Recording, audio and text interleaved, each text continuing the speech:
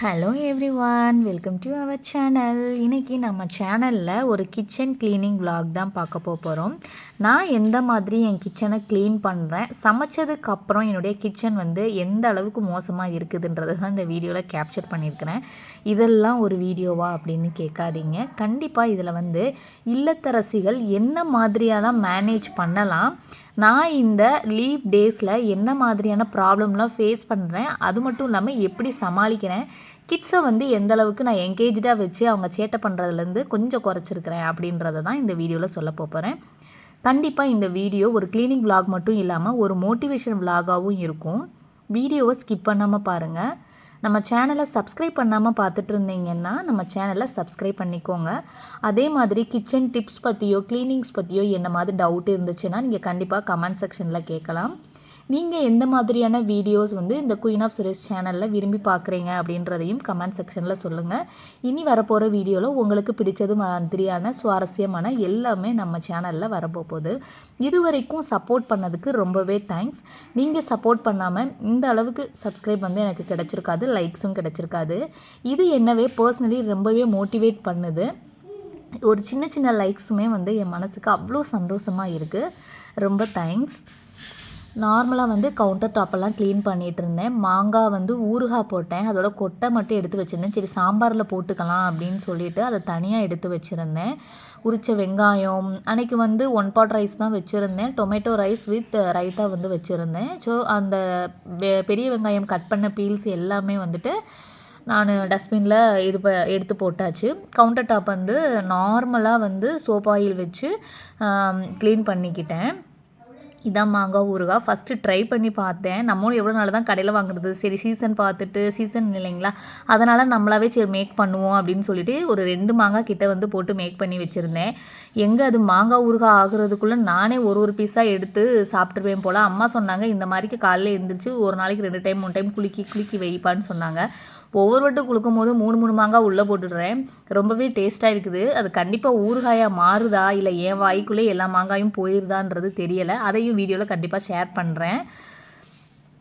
இந்த வாயில் போட்ட மாங்காவை மெண்டுக்கிட்டே தான் இந்த க்ளீனிங் வேலைலாம் பார்த்துருக்கேன். நான் அப்படி ஒரு ஆள் தாங்க. எனக்கு வாய் ஒரு 10 நிமிஷம் கூட சும்மா இருக்காதுங்க. எதாவது ஒரு நெல்லிக்காவோ மாங்காவோ என்னமாவது நட்ஸு இந்த மாதிரிக்கு பிளாக் டேட்ஸ் கிரேப்ஸு இந்த மாதிரிக்கு எல்லாத்தையும் வாயில் போட்டு மெண்டுக்கிட்டே தான் வேலை பார்ப்பேன். ஒரு நிமிஷம் கூட நான் சாப்பிடாமல் இருக்க மாட்டேன். அப்புறம் வந்து ஃபீல் பண்ணுவேன், ஐயோ என்னடா வெயிட் லாஸே ஆக மாட்டுதே அப்படின்ட்டு ஃபீல் பண்ணிகிட்டு இருப்பேன். லைட்டாக வந்து க்ளீன் பண்ணுற இதில் ஒரு சோப் ஆயில் ஊற்றிட்டு நல்லா ஒரு டார்க்காக நம்ம அழுத்தி எடுத்தோம்னாலே அதில் ஒட்டி இருக்கிற அழுக்கு எல்லாமே வந்துடும்.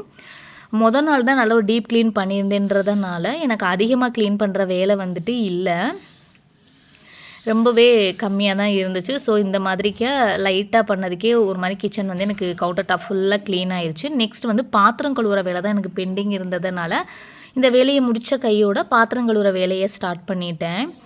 இப்போ இருக்கிற மம்மீஸ்லாம் வந்துட்டு பார்த்தீங்கன்னா ரொம்பவே சூப்பர் ஆக்டிவாக இருக்கிறோன்னு தான் சொல்லணும். ஒருத்தவங்களை பார்த்துட்டு இன்னொருத்தவங்க ஒரு நல்ல ஒரு நிலைமைக்கு முன்னேறி போயிட்டு தான் இருக்கிறோம்.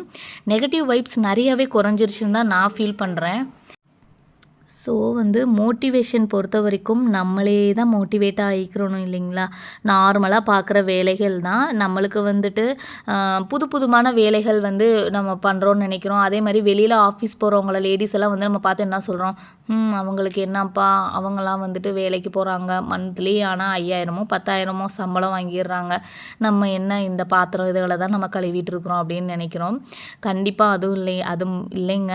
வேலைக்கு போகிறவங்கள கேட்டு பாருங்களேன், நம்மளை பார்த்து தான் ரொம்ப ஜெலஸ் ஆவாங்க. வேலைக்கு போகிறவங்க அவங்களாம் பாரு வீட்டிலே இருக்கிறாங்க, வீட்டு வேலையை பார்க்குறாங்க, அழகாக அவங்க ஒரு சின்ன தலை சீவி பூ வைக்கிறது, ஒரு பொட்டு வச்சுக்கிறதவே அவங்களாம் ஆச்சரியமாக பார்க்கக்கூடிய ஆளாக தான் இருப்பாங்க.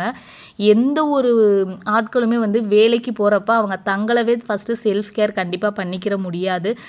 அறக்க பறக்க சாப்பிட்டுட்டு அவங்க அந்த சாப்பாடு நேரத்தை கூட ஒரு நேரம் நம்ம நிம்மதியாக உட்காந்து சாப்பிட மாட்டோமா அப்படின்னு நினச்ச நாட்கள் தான் அதிகமாக இருக்கும். அந்த சண்டே வந்துட்டு ஒரு நாள் ரெஸ்ட்டு. நானே என்னோடய சரௌண்டிங்கில் இருக்கவங்க நிறையா பேர் வந்து சொல்கிறத பார்த்துருக்குறேன். அவங்க என்னப்பா வேலைக்கு போகிறாங்க, மாதம் ஆனால் சம்பளம் வந்துடும், ஞாயிற்றுக்கிழமை லீவு, கவர்மெண்ட் ஹாலிடேனா லீவுன்னு, அந்த ஞாயிற்றுக்கிழமை அந்த ஒரு நாள் அவங்களுக்கு எப்படி போகுதுன்றதே தெரியாது. ஸோ அவங்களோட வலி வந்து அவங்களுக்கு தான் தெரியும். இக்கரைக்கு பச்சை அப்படின்ற மாதிரி தான். நம்மளுக்கு வேணால் தூரத்துலேருந்து பார்க்குறதுக்கு ரொம்ப அழகாக இருக்கும். ஆனால் அவங்க வந்து அவங்களுக்கான பிரச்சனைகளை வந்து அவங்க ஃபேஸ் பண்ணிட்டு தான் இருப்பாங்க. அதனால் யாரையுமே வந்துட்டு நம்மளும் சளைச்சவங்க கிடையாது, அவங்களும் மட்டமானவங்களும் கிடையாது. எல்லாத்துக்குமான வேலைகள் இருந்து கொண்டு தான் இருக்குது. ஸோ நம்ம எந்த ஒரு டீமோட்டிவேட்டுமே ஆகாமல் வீட்டு வேலை பார்த்தா என்னங்க, வீட்டு வேலையில் எவ்வளோ ஒரு அற்புதமான வேலை அப்படின்னு சொல்லி நினச்சிட்டு பண்ணும்போது நம்மளுடைய ஒரு பாசிட்டிவான வைப்ஸ் வந்து கிரியேட் ஆக ஸ்டார்ட் ஆயிரும். ஸோ நீங்கள் வேலைக்கு போல அதிகமான பெண்கள் வந்து டீமோட்டிவேட் ஆகிறதே வந்து பார்த்தீங்கன்னா ஒரு வேலையை வச்சு தான். ஸோ அதனால தான் நான் ஃபஸ்ட்டு விஷயமா மோட்டிவேஷனில் நம்ம வேலைக்கு போலேன்னு நினைக்கக்கூடாது. நம்ம ஹவுஸ் ஒய்ஃப், நம்ம 2 பிள்ளைங்களுக்கு பொறுப்பானவங்க, நம்மளுடைய மாமனார் மாமியாரவங்களுக்கு நம்ம நல்ல மருமகளாக இருக்கணும், கணவருக்கு வந்து அன்பானவளாக இருக்கணும் அப்படின்னு நினச்சிட்டு நம்ம என்ன ஒரு வேலையும் செய்யும் போது நம்ம வந்து ஒரு உதவி இல்லாமல் இருக்கிறோமோன்ற எண்ணம் கண்டிப்பாக வராது. வேலைக்கு போகிறவங்களுக்கு என்ன ஒரு படி மேலே பொறுப்பு அதிகமாக இருக்குது, நம்மளுக்கு இந்த அளவுக்கு நம்மளுக்கு பொறுப்புகள் வந்து கொடுக்கப்பட்டிருக்கு அப்படின்னு நினச்சிட்டு நம்ம டீமோட்டிவேட் ஆகாமல் ரொம்ப சக்ஸஸிவாக நம்ம லைஃப்பை கொண்டு போகலாம். அதே மாதிரி 2வது விஷயம் என்னன்னு பார்த்தீங்கன்னா, இந்த லீவு சமயங்களில் எப்படி குழந்தைங்கள கேரி பண்ணுறதுனே தெரியலை, சில டவுட்டாக தான் இருக்குது. நான் வந்து பார்த்தீங்கன்னா பிள்ளைங்களுக்கு கார்ட்டூன் போட மாட்டேன், ஸ்க்ரீன் டைம் வந்து ரொம்பவே நான் கம்மி பண்ணிட்டேன். ஏன்னா பிள்ளைங்களுக்கு மெமரி பவர் வந்து ரொம்பவே கம்மியாகிடுது, ஒரு சின்ன டேபிள்ஸ் கூட படிக்கிறதுக்கு ரொம்ப திணறாங்க. அதனால் குழந்தைங்களுக்கு வந்து நான் ட்ராயிங், ரீடிங் இந்த மாதிரி தான் பண்ணிகிட்ருக்கேன். நிறைய க்ரையான்ஸ் வாங்கி கொடுப்பேன், அவங்க வந்து நிறைய மேட்ச் பண்ணி கலர் அடிப்பாங்க. இந்த மாதிரி தான் என் குழந்தைங்களோட லீவ் டைமை வந்து நான் சமாளிச்சுட்ருக்கேன். அதே மாதிரி ஒரு 5 o'clock பார்த்தீங்கன்னா நல்லா சாங்ஸ் போட்டு விட்டுட்டு டான்ஸ் ஆட விடுவேன். வெளியில் வந்து அந்தளவுக்கு எங்களுக்கு சூழல் நல்லா இல்லை, அந்த மாதிரிக்கு பூச்சிப்பட்ட பயம் இருக்குதுன்றதுனால நான் வெளியிலையும் விட மாட்டேன். பகல் டைமில் அடிக்கிற வெயிலுக்கு அவங்களே வெளியில் போக மாட்டாங்க. கார் பார்க்கிங்கில் கொஞ்சம் நேரம் விளாடுவாங்க, அடுத்து கொஞ்சம் நேரம் வீட்டுக்குள்ளே வந்துட்டு ஏதாவது படம் வரைகிறது இந்த மாதிரிக்கு இது பண்ணுவாங்க, கொஞ்சம் நேரம் என் கூட பேசுவாங்க.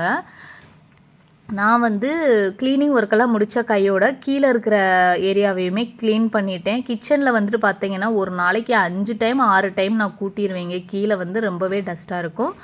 ஓவரால் வேலை முடித்ததுக்கப்புறம் இந்த மாதிரி தான் என்னுடைய கிச்சன் க்ளீன் பண்ணியிருந்தேன். பார்த்தீங்களா, குயின் ஆஃப் சீரிஸோட கிச்சன் எவ்வளோ அழகாக மாறிடுச்சுன்னு. ஸோ நம்ம கையில் தான் இருக்குது. என்ன ஒரு இதையுமே கொஞ்சம் ஸ்மார்ட் ஒர்க் பண்ணாலே போதும், நம்ம கிச்சனை நம்ம எவ்வளோ அழகாக ராயாலிட்டியாக மாற்றிடலாம் அப்படின்றதுட்டு இதுதான் ஒரு சின்ன எக்ஸாம்பிள். ரொம்பவே எளிமையான பொருட்கள் தான் நான் என்னுடைய கிச்சனில் வச்சுருப்பேன். நம்ம சேனலை ஃபாலோ பண்ணுறவங்களுக்கு கண்டிப்பாக தெரியும், எந்த ஒரு விதமான ஆடம்பர ஒரு பொருளும் என்னுடைய கிச்சனில் இருக்காது. என்னுடைய கிச்சன் ரொம்பவே எளிமையான கிச்சன் தான். நம்ம அம்மா அப்பா வீட்டிலலாம் இருக்கக்கூடிய பொருட்கள் தான் வச்சுருப்பேன்.